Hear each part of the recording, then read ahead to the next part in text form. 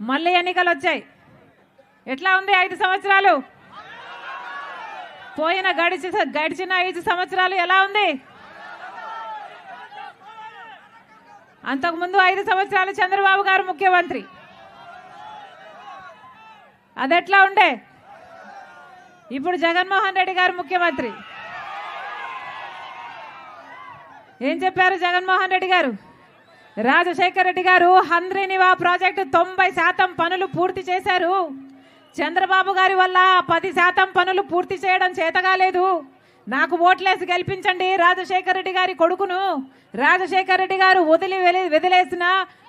వదిలి వెళ్ళిపోయిన హంద్రీనివా ప్రాజెక్టును పూర్తి చేస్తాను, నేను 6 నెలల్లోనే పూర్తి చేస్తాను అని జగన్మోహన్ రెడ్డి గారు ఇలాగే మైకు పెట్టుకొని 5 సంవత్సరాల క్రితము మీకు మాటిచ్చిపోలేదా?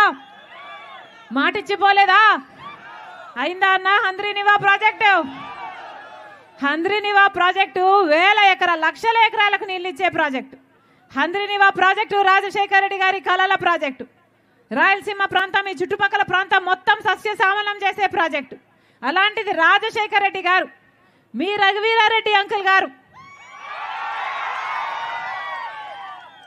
పెద్దవాళ్ళు పెద్ద మనసు చేసుకుని గొప్ప ప్రణాళికలు చేసి హంద్రీనివా ప్రాజెక్టుని 90% పనులు వాళ్ళే పూర్తి చేస్తే మరి 10% పనులు చంద్రబాబు గారికి పూర్తి చేయడం చేతనైందా?